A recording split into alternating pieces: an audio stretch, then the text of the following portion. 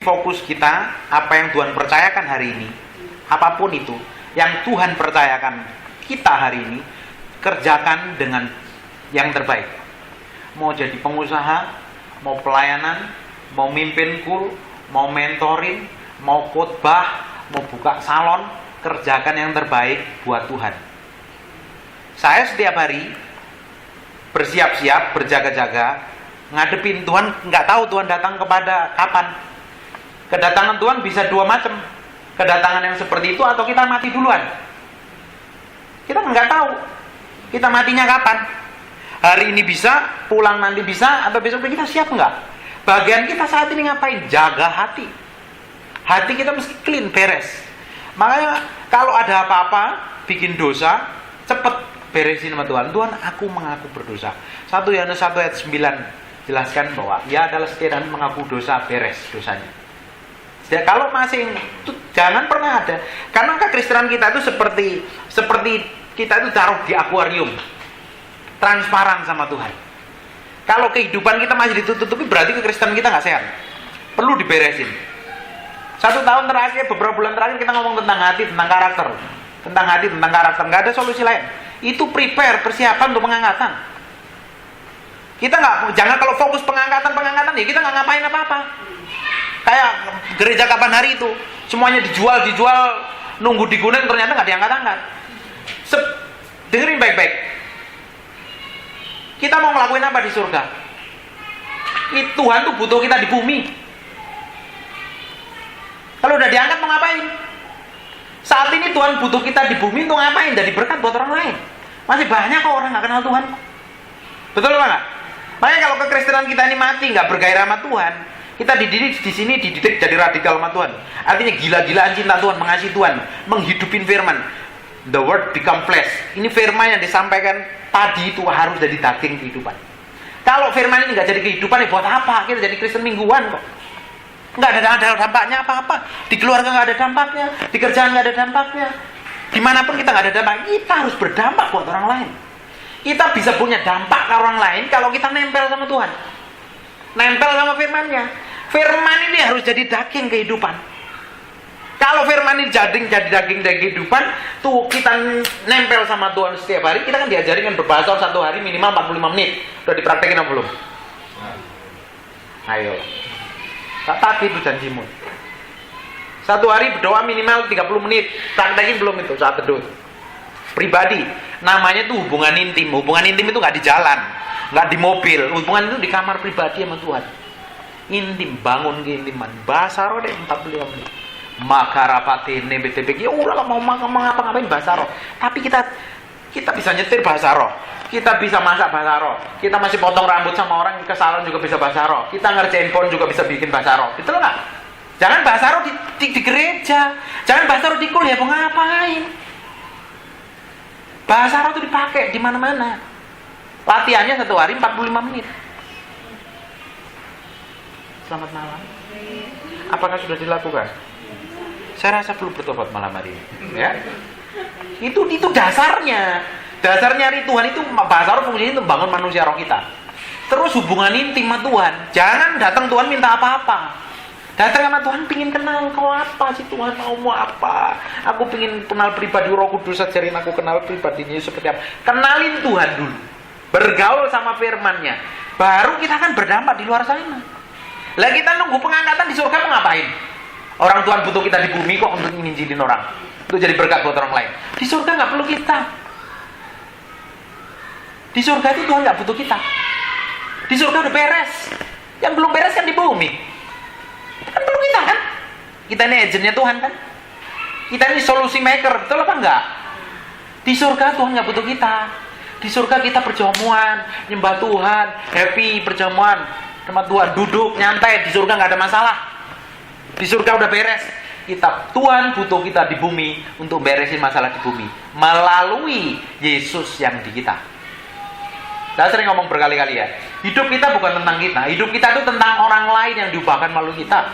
Orang lain yang diberkati melalui kita. Kalau hidup kita nggak sampai seperti itu, nggak ada nilainya. Amin? Hidup kita harus bernilai loh. Bukan buat kita sendiri. baru kita ini bisa mempersiapkan. Kita kan harus siap dong. Mau Tuhan datang hari ini, mau besok, mau kapan, kita harus prepare, siap. Kalau itu udah siap, kita kan siap melayani setiap orang kapan saja. Nyatanya kita dikirim orang bermasalah terus latihan nih, kita doain orang sakit, nengking orang sakit, kita ngelayanin orang stres. Sebenarnya itu kan latihan. Memang Tuhan kurang kerjaan. Tuhan tuh prepare, dipersiapkan, digembalain di kul, dimentorin di kul, datangnya doa fajar di gereja, semuanya itu Tuhan persiapkan kita jadi berkat buat orang lain. Di surga sudah beres, di bumi yang belum beres. Tuhan perlu kita beresin bumi. Melalui Roh Kudus yang bekerja melalui kita, bumi akan dibereskan. Ngerti nggak? Amin. Nah, jelasin nggak ini? Kalau kita ini kuat dengan Tuhan, kuat dengan firman, kuat dengan keintiman dengan Tuhan, mau hancaran apa, mau goncangan apa, mau tekanan apa, kita kan lihat, bukan melihat itunya, kita ngeliat visinya ke depan. Hadiahnya apa nih yang aku dapat? Baik, lari maraton itu, lari maraton ini kan lari maraton ngejar piala dong. Paulus ngomong, aku tuh bukan pelari sembarangan, aku pelari yang mengejar tujuan. Aku bukan petinju sembarangan, tapi aku bukan sembarangan, aku akan mukul satu. Kalau bisa aku mukul satu pukulan seperti Mike Tyson sekali pukulan langsung KO. Paulus tuh tahu tujuannya apa. Kita orang Kristen juga harus tahu tujuannya apa. Jangan kita kejar-kejar, di tengah jalan digodain gini-gini. Oh ya, bayangin melari maraton ya. Lari mau kejar hadiah di tengah jalan ketemu temennya. Apa kabarmu? Terus kita ngobrol-ngobrol dikejar orang lain nggak? Ingat nggak perumpamaan tentang kura-kura dan kelinci? Yang lari itu, akhirnya kura-kuranya yang menang. Karena kelincinya nyantai. Tidur dulu, nggak taunya udah mau garis finish. Karena apa? Kalau kita jadi seperti kelinci yang santai, mikirin hal yang kelihatan tadi kan bilang di 2 Timotius ya. Buka aja ya, kayaknya bagus ayatnya itu. Bagus. Ini kayaknya ayat buat saya juga sih. Karena saya kalau ngomong firman begini sebenarnya ngotbain diri sendiri. 2 Timotius. Ini kok bagus sekali loh ayat ini. Ini kalau selama ini ayat ini masih ada di kita dan kena, kita baca ini gua nih. Kita yang perlu prepare. Kita belum siap diangkat Tuhan. Pasal yang ketiga. Judulnya keadaan manusia pada akhir zaman. Ketahuilah bahwa pada hari-hari terakhir akan datang masa yang sukar, bukan sekarang masa yang sukar. Ini mau dipromosi ini, mau dirancang-rancang, BBM mau naik. Nanti ya harga belanja kita naik loh. Modal kita belanja naik loh. Tahun-tahun pemerintahan baru jangan harap semuanya akan beres loh. Kita nggak ngadapin tantangan demi tantangan. Bumi ini nggak semakin sehat, saya kasih tahu. Bumi akan tambah hari akan tambah semakin sukar. Tapi orang yang bergantung sama Tuhan akan dibikin beda, dapat favor, kemudahan dan kemurahan dan perkenanan. Amin. Amin. 1. Manusia akan mencintai dirinya sendiri. Coba lihat HP-nya itu, isinya foto orang lain atau foto kita sendiri. Itu bukti kok kita sayang diri sendiri. Orang bukti sayang diri sendiri apa? Kalau salah ditegur marah. Lu nggak tahu perasaan gue kayak apa. Kamu nggak mikirin perasaan saya. Itu sayang diri sendiri itu kalau ditegur marah, artinya sombong. Mikirin diri sendiri, penting aku, diriku dan saya. Bahkan kita berdoa pun, kalau berdoa yang dipikirin aku, diriku dan saya. Tuhan berkati aku, nenek moyangku, perusahaanku. Itu orang-orang egois sebenarnya. Tanpa mikirin orang lain. Perhatikan, ini kayaknya ada di kita semua ya. Manusia akan mencintai dirinya sendiri dan menjadi hamba uang. Kita pergi jam 8 setelah doa fajar, kita kerja, balik lagi jam 8. Nyari apa sih? Perhatikan baik-baik. Satu hari ada berapa jam? 24. Kata dokter kita meski tidur berapa? Berapa? Tidur 40 jam. Waduh, kata dokter kita meski tidur 8 jam, betul? Kita kerja dari jam 8 sampai jam 5, berapa jam? 8 jam kan? Lu terus ada sisa waktu 8 jam, mau ngapain lagi? Jangan bilang alasan aku nggak bisa berdoa, aku nggak sibuk, aku nggak bisa berdoa, aku alasan sibuk. Udah dikasih, mau alasan tidur, istirahat, kurang tidur 8 jam katanya. Aku sibuk kerja 8 jam cukup. Nah terus 8 jam mau diapain? Nonton sinetron, main HP. Ayo coba kita berhikmat sama Tuhan. Tuhan kasih waktu. Tuhan itu ada hitung-hitungannya loh. Jangan enggak ya. Tuhan tuh punya perhitungan. Tuhan bekerja pada musim dan waktu kok. Tuhan kasih waktu. Memangnya kurang kerjaan. Mau Pak, aku nggak bisa baca Alkitab, aku sibuk. Udah dikasih kerja 8 jam, kurang apa lagi? Pak, aku capek, ada tidur 8 jam, kurang apa lagi? 8 jam mau diapain? Bahkan kita mesti kasih perpuluhan waktu sama Tuhan. 24 kasih perpuluhannya berapa itu? 2 jam lebih berapa menit tuh? Udah kasih belum?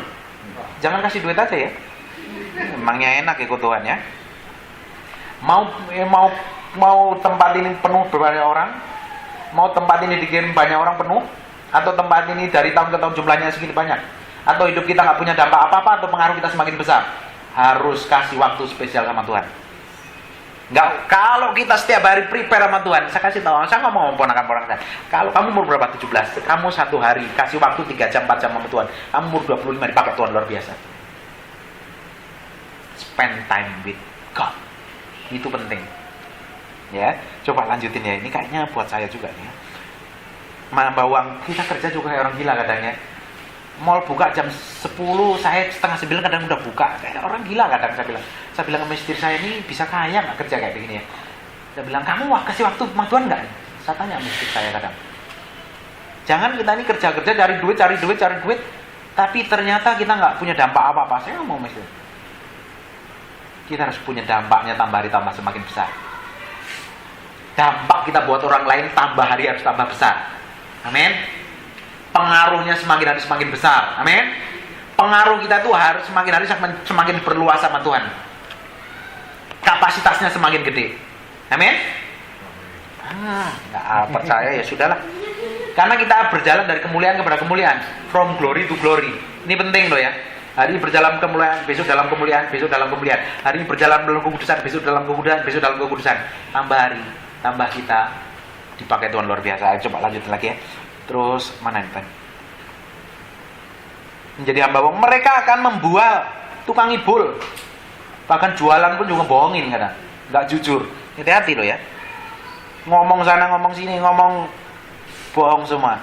Menyombongkan diri, ini dosa nenek moyang nih. Sombong, bangga. Makanya saya bilang, kalau kita pakai mobil bagus itu sebenarnya untuk apa? Biar dilihat orang. Kalau kita rambut kita disasak tinggi-tinggi itu sebetulnya untuk apa sih? Untuk suami kita atau untuk orang lain? Atau biar kelihatan wah gitu. Penting loh ya. Apapun yang kita pakai itu tujuannya untuk apa? Kalau tujuannya bukan nama Tuhan dipermuliakan, itu udah salah loh. Ini kan hal kecil, hal sepele kan, yang kita hidupin hari-hari kan. Terus, dan mereka akan menjadi pemfitnah. Sukanya ngomongin orang lain nih, ngadu domba. Mereka akan berontak terhadap orang tua. Anak-anak lihatin baik-baik ya.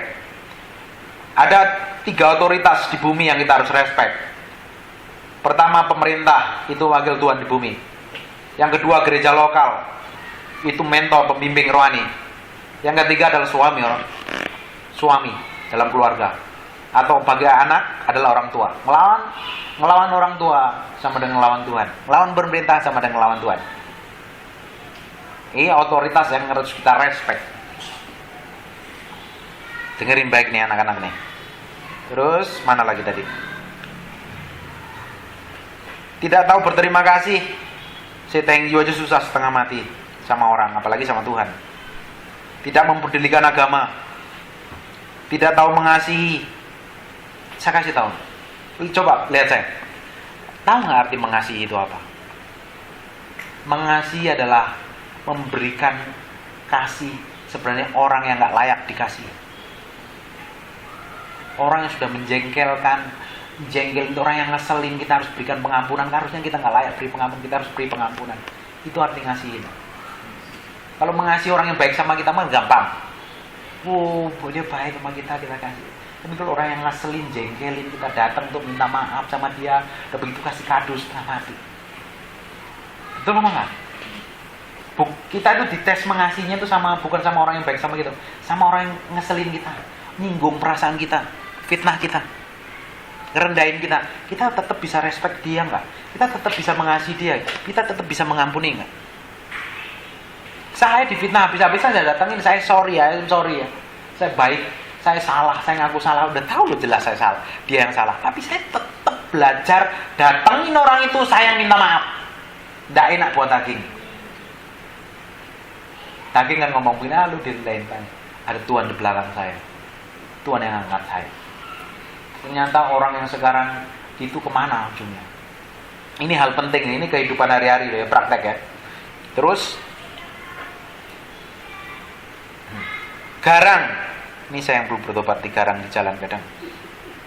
Tidak suka yang baik, suka mengkhianat, tidak berpikir panjang, berlagak tahu, sok tahu kata orang Jakarta. Lebih menurutin hawa nafsu daripada menuruti Allah. Tadi ada suka gosip ya. Coba perhatikan TV, yang laku berita apa? Berita gosip, jelekin orang lain semua. Jarang orang yang ngomong tentang kebaikan orang. Kita jarang memuji orang. Kita jarang ngomongin tentang kesuksesan orang. Kalau ada hal yang jelek, apalagi pendeta yang jelek, enak tuh digosipin. Mantep. Hati-hati loh ya. Kalau ini kondisi hati kayak begini nih, kita akan, meskipun kita berbahasa 30 km per jam, nggak ada gunanya. Kita rajin ke gereja, nggak ada gunanya. Karena ayat selanjutnya ngomongin, secara lahiriah mereka menjalankan ibadah mereka. Secara fisik datang ke gereja, tetapi pada hakikat mereka memungkiri kekuatannya. Jauhlah mereka itu. Kalau kondisi hati yang kayak di atas tadi masih ada dalam kita perlu bertobat. Percuma kita datang ke gereja, percuma kita jadi orang Kristen. Amin. Kalau kondisi itu masih ada di kita, Tuhan Yesus datang, belum tentu kita diangkat. Makanya kan dijelaskan, pada waktu itu kalau ada 2 orang di ladang, yang seorang akan dibawa, yang lain akan ditinggalkan. Berarti ini kan saudara deket nih, di ladang kok, sama-sama kerja. Kalau ada 2 orang perempuan sedang memutar batu kilangan, yang seorang dibawa, yang lain ditinggalkan. Karena itu berjaga-jaga, sebab kamu tidak tahu dari mana Tuhanmu datang. Kita nggak tahu pengangkatan itu kapan, kita nggak tahu. Tapi sekarang kita hidup di akhir zaman yang paling akhir. Tuhan akan datang sesegera mungkin. Dan saya percaya, Alkitab tulis berkali-kali, sebelum nanti ada pengangkatan, ada namanya revival, kebangunan rohani yang besar. Coba lihat di Google,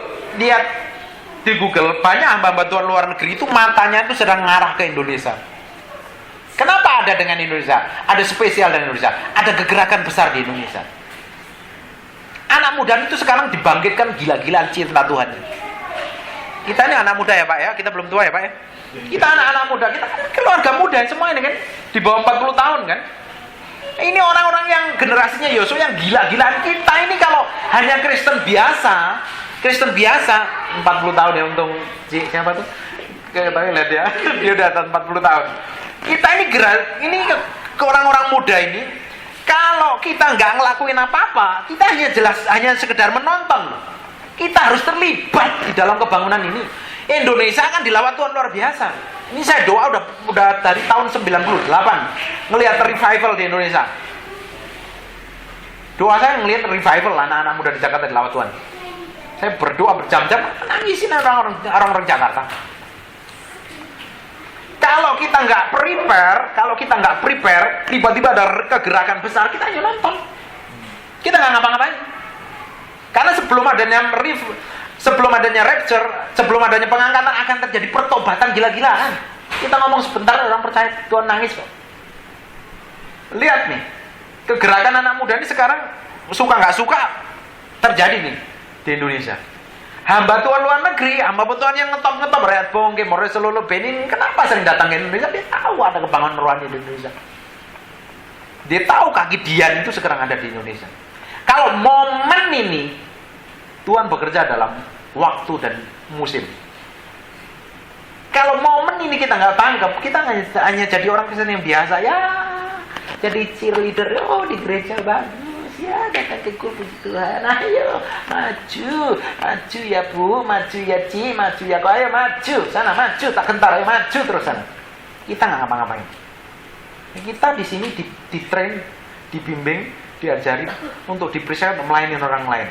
Nah, makanya kalau hidup kita ini fokus diri sendiri, kita ya seperti itu. Tapi kalau fokus ini hidup kita ini tentang orang lain, bahkan melalui kita kenal level kan cara pandangnya. Orang lain diberkati melalui kita.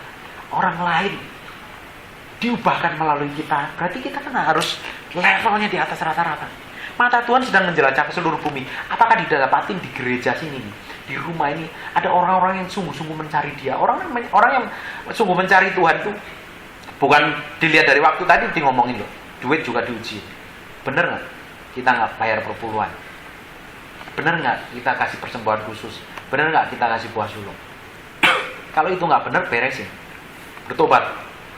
Dosa itu itu saja. Jangan harap Tuhan ngangkat loh. Itu dosa. Nggak bayar perpuluhan itu dosa. Sebelum perjanjian lama juga ada ditulis tuh. Abraham kasih persembahan ke imam yang mati tinggi. Musa kasih persembahan persepuluhan. Perjanjian baru persepuluhan. Siapa bilang persepuluhan ada nggak ada di perjanjian baru? Ada. Sampai hari ini pun juga ada. Uang tes sama kita. Yang pertama, hati mesti beres sama Tuhan. Jangan ada dosa. Dosa sedikit harus cepat. Makanya itu kita ini kalau maintain hubungan dengan Roh Kudus tiap saat, makanya simpelnya gampang. Pak, aku nggak bisa bahasa roh yang 40 pekaan yang tajam. Apalagi kita pernah sharingin bagaimana mendukakan Roh Kudus. Kita salah sedikit, kita nggak cepat bertobat. Tiba-tiba ada rasa duka, rasa sakit yang hilang. Sebenarnya Roh Kudus sedang berduka dengan sikap kita. Kalau kita respekin terus, lama-lama itu kita prepare. Kita itu jadi orang yang siap. Kapan saja Tuhan datang siap. Di tempat ini, kekristenan kita meski levelnya di atas rata-rata, bukan di jemaat biasa ya, levelnya di atas rata, karena kita akan menjadi orang yang bantu Tuhan beresin di bumi orang-orang bermasalah. Amin. Amin. Di surga nggak butuh kita. Amin. Tuhan butuh kita di bumi untuk bantu beresin bumi ini. Amin.